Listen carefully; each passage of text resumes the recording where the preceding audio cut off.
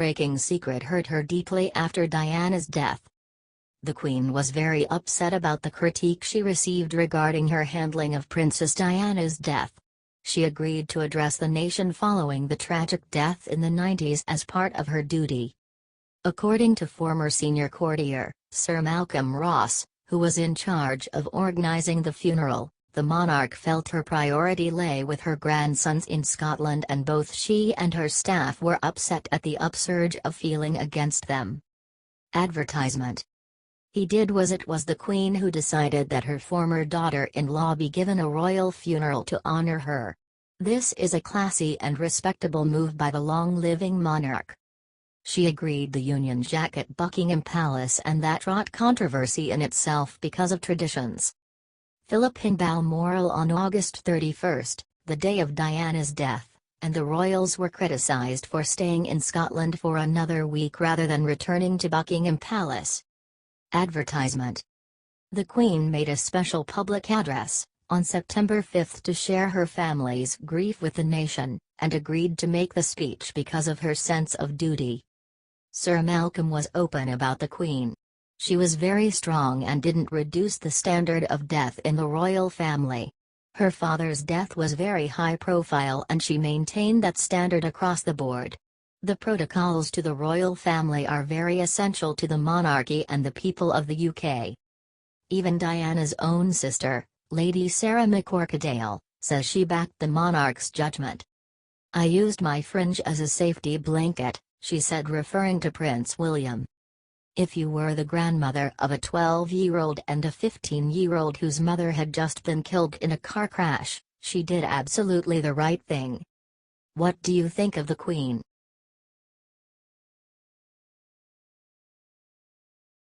Oregon governor signs gun confiscation law, violates 2nd and 14th Amendments. In a disturbing move that reeks of tyranny, Oregon Governor Kate Brown signed a Democrat bill into law that permits the Oregon government to steal guns without notice. The law, based off of Oregon Senate Bill 719, has faced massive resistance from Republicans and Oregon citizens alike. Despite this, the local governments managed to sign it into law. Oregon is no longer a free state. Advertisement. This new anti-Second Amendment law allows all officials in the state of Oregon to order the removal of guns from the possession of free individuals. There is no evidence that is needed to perform the confiscation. The gun owner isn't given a hearing until after. Worse yet, the only way for the gun owner to get his gun back is to file a case and prove his innocence. Yes, this is guilty until proven innocent. It is unconstitutional in more than one way. If we keep ceding our rights, we won't have any left. It's also a direct violation of the 14th Amendment. This amendment gives everyone the right to a formal hearing before his or the tyrannical government steals her property. Advertisement. All persons born or naturalized in the United States, and subject to the jurisdiction thereof, are citizens of the United States and of the state wherein they reside. No state shall make or enforce any law, which shall abridge the privileges or immunities of citizens of the United States, nor shall any state deprive any person of life, liberty, or property, without due process of law, nor deny to any person within its jurisdiction the equal protection of the laws. The 14th Amendment of the United States Constitution conflicts with the new Oregon law. The law refuses to give citizens due process and then steals their Second Amendment rights. This must be struck down immediately. Despite this massive overreach of the state government, zero mainstream media outlets have reported on it. Not CNN, not MSNBC, and not even Fox News has covered this story in depth. It's high time that this go viral, so that the people of America know what's happening right under our noses. What do you think of this story?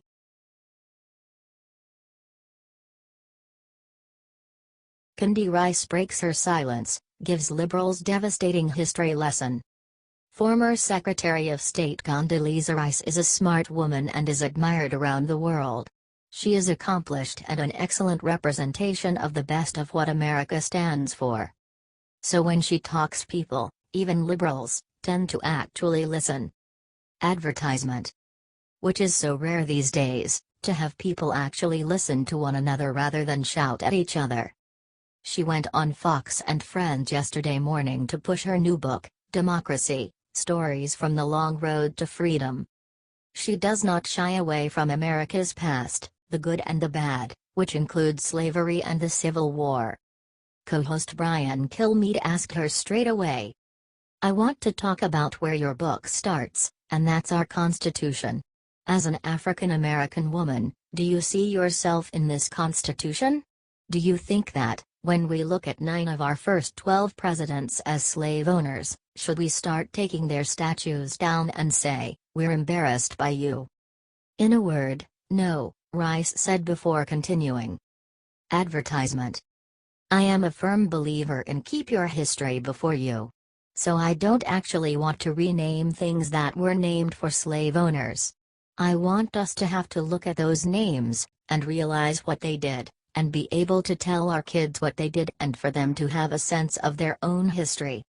Rice is senior fellow at the Stanford School of Business, then gave the liberals an important history lesson. When you start wiping out your history, sanitizing your history to make you feel better, it's a bad thing.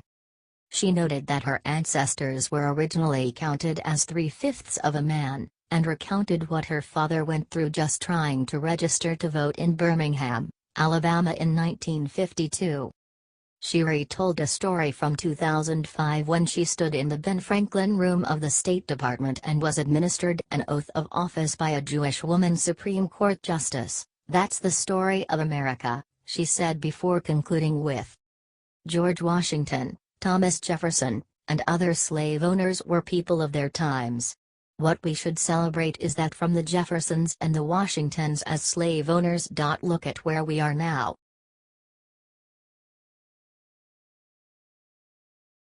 Micro discovers easy way to defend Trump supporters from hysterical liberals.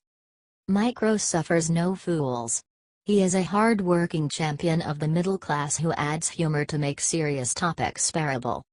But one thing he stays away from for the most part is politics. Advertisement. He has in the past stepped up to defend Trump, but he made clear he was defending the office as well as the man and takes extra delight in smashing liberals against their rocky shores of their hysterical fake outrage. So when Mike posted a question on his Facebook page and one hysterical liberal tried to mock Mike and all Trump supporters and call him a white nationalist, Roe stepped up and smacked the guy back to reality. Chuck Adkins wrote to Mike, "One of the tenets of white nationalism is that college-educated people are academic elitists." Comment? No. I'm not surprised. You never take a political stand because you don't want to alienate anybody. It's bad for business. I get it. But there is a current of anti-intellectualism in this country, promoted by Republicans. Those people love you, and they think your initiative is their initiative. Meanwhile, the rest of the world is kicking our ass academically. Advertisement. And Roe let him have it. Since we're being candid, allow me to say how much I dislike your post. Everything about it annoys me, your smug and snarky tone, your appalling grammar, your complete lack of evidence to support your claims, and of course, the overarching logical fallacy that informs your entire position. What really bugs me though, is the fact that you're not entirely wrong. It's true, I haven't shared any political opinions this week, in part anyway, because doing so might very well be bad for business. What can I say? I work for half a dozen different companies, none of whom pay me to share my political opinions. I run a nonpartisan foundation, I'm about to launch a new show on Facebook, and I'm very aware that celebrities pay a price for opening their big fat gobs. Gilbert Gottfried, Kathy Griffin, Colin Kaepernick, Milo Yiannopoulos. Even that guy from Google who just got himself fired for mouthing off. There's no getting around it, the First Amendment does not guarantee the freedom to speak without consequences. And really, that's fine by me. Smart guy this Mike Roe. I wish all our celebrities were just like him. So no, I'm not going to share my personal feelings about Charlottesville, President Trump, or the current effort to remove thousands of statues of long-dead soldiers from the public square. Not just because it's bad for business, but because it's annoying. I can't think of a single celebrity whose political opinion I value, and I'm not going to assume the country feels any differently about mine, Rowe wrote. So, rather than blow myself up, or chime in with all the obvious observations about the cowardly scum in the pointy hats, I'm going to talk instead about my belief that comments like yours pose a far greater threat to the future of our country than the existence of a memorial to Thomas Jefferson, or a monument to George Washington. Ready? Then Mike calmly explained the fact of life to this guy and to every hysterical liberal in America. You say that white nationalists believe that everyone who goes to college is an academic elite. You then say that Republicans promote anti-intellectualism.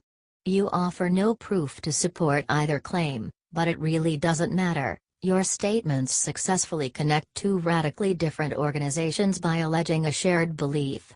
Thus, white nationalists and the Republican Party suddenly have something in common, a contempt for higher education. Then, you make it personal. You say that Republicans love me because they believe that my initiative and their initiative are one and the same. But of course, their initiative is now the same initiative as white nationalists. Very clever. Without offering a shred of evidence, you've implied that Republicans who support micro works do so because they believe I share their disdain for all things intellectual.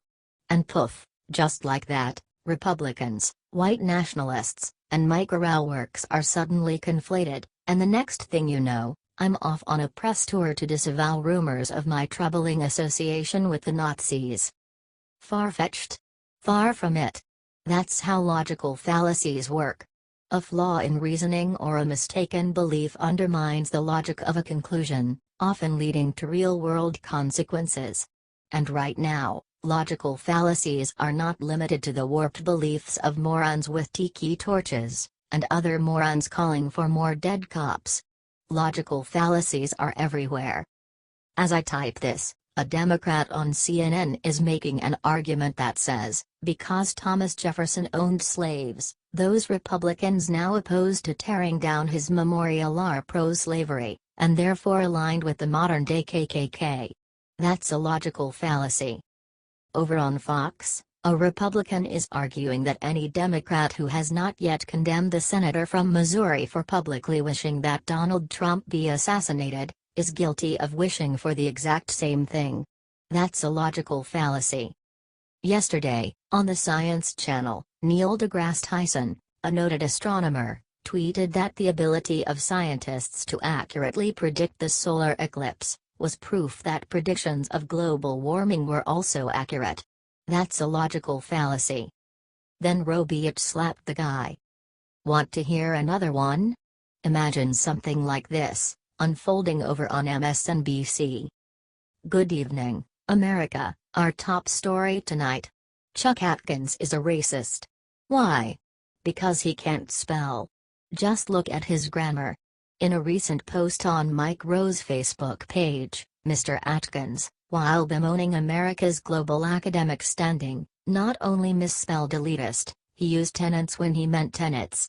He neglected to use a hyphen in anti-intellectual, and he misplaced several commas and apostrophes. But why is he a racist, you ask? Simple.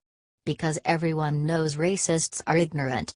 Chuck Atkins is clearly a poor speller. Poor spelling and grammar are signs of ignorance. Ergo, Chuck Atkins is a racist. Boom. The matter is settled.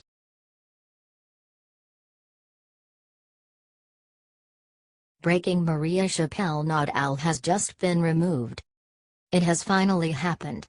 Maria Chappelle Nadal has been removed from her post. She absolutely deserved it, as she was yet another liberal to call for the assassination of President Trump. Liberals are being welcomed to normal society. They suffer the consequences of their actions. Nadal is a state senator who called for Trump's assassination and has been successfully removed from her role. This was very quick after her deleted Facebook post and then the Secret Service investigation. Advertisement. Maria Chappelle Nadal made the mistake of posting on Facebook that she hoped President Trump would be assassinated.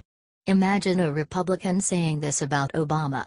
That person would have been put in jail the next day. Tuesday morning, Senate Democratic Caucus leader Senator Gina Walsh said Maria Chappelle Nadal is a distraction to senators and released a statement saying she has been removed from all committees. It is important that the Missouri Senate conducts their work without distractions. With that in mind, Senator Chappelle Nadal has been removed from her committee assignments. This will help to ensure the success of the Senate and the state going forward, she said. Advertisement. Before her removal, she was a member of 8 different committees. Well, that's all over now. With the constant stream of rhetoric, hate, and law-breaking by the left, it was overdue for one to face the consequences of their actions. She will be the first of many to be held responsible for their actions. The controversial comment by Chappelle Nadal, made on Thursday, prompted other lawmakers to call for her resignation.